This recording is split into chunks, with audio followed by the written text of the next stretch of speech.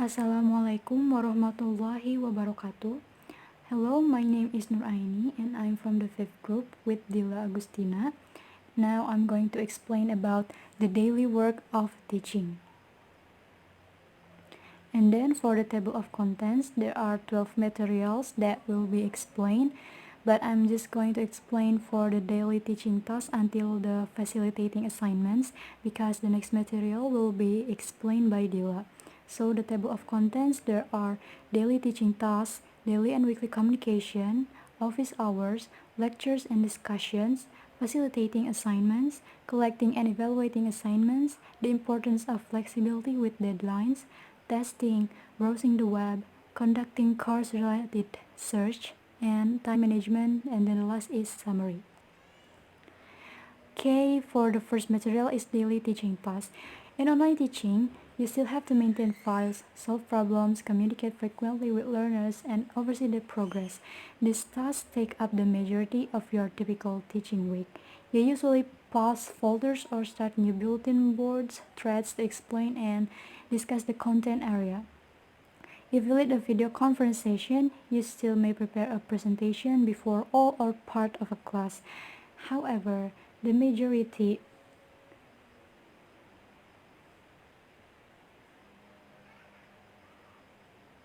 of your work will involve facilitating learners' work, troubleshooting any technical problem or learner difficulties in understanding the material or assignments, and evaluating learners' work and progress. The logistics for managing online teaching duties are thus different and require you to schedule teaching tasks differently than you might for on-site classes. And then you have much to do to keep the class functioning smoothly day by day and to make sure that learners are progressing at a rate by which they not only understand the materials but also can complete course requirements within the allotted time. Next is a daily and weekly communication. Pavlov and Pratt say that the best online teachers are those who create a learning community and build an empowering educational environment that encourage learners to work together. Ongoing communication, whether to prod, discuss, acknowledge, praise, announce, or clarify, gives the necessary personal touch to a computerized course. New learners may have preconceptions about online education, although they look forward to the freedom of working independently at home to get a degree or take a single course. They also worry that they will not be able to keep up with the highly sophisticated computer user. Making sure all learners feel comfortable with the tools used in the course and your expectation for learners' performance is an important sidebar to the first week's communication. So, motivating learners is a big part of online teaching, and some students require more encouragement than others. Online teachers may not be able to supervise individuals' coursework as closely, and learners are largely responsible for completing work independently from the teacher's guidance. But however, online teachers can help those learners who need more supervision by sending more email and generally keeping tabs on students who procrastinate or having difficulty understanding assignments. Next is office hours. Before the first day of class, we have to list your office hours and time zone. Although an hour time block may be effective, especially if learners drop in and out of the chat room, you may want to set up several shorter blocks of time throughout the week. Setting up a series of convenient but varying times may be more effective for learners. You should try to schedule an office hour early during the first week so that new learners who may have lots of questions can talk with you in real time. Because online course may be short, such as 4 or 6 weeks, you want to establish a routine for regularly scheduled synchronous activities as soon as possible. But remember, you should not make any new announcements during an office hour because not all learners will be able to attend and not everyone may read a chat transcript for an office hour. Because learners who can't attend an office hour chat may read the transcript later, and because you don't want to confuse students, you must be accurate in responses to questions during an office hour. Keep a course schedule and list of assignments nearby so you can give everyone the same information about point values, URL, and the due dates. Next is the lectures and discussion. If you have the responsibility of designing a course, you may have created audio files of your short lectures or demonstrations, you will not know what kinds of supplementary assignments or guidance your class needs until you have gotten to know this group of learners better. If it is a course that was designed by someone else, you still can add your lecture touches by posting some text through bulletin board posts.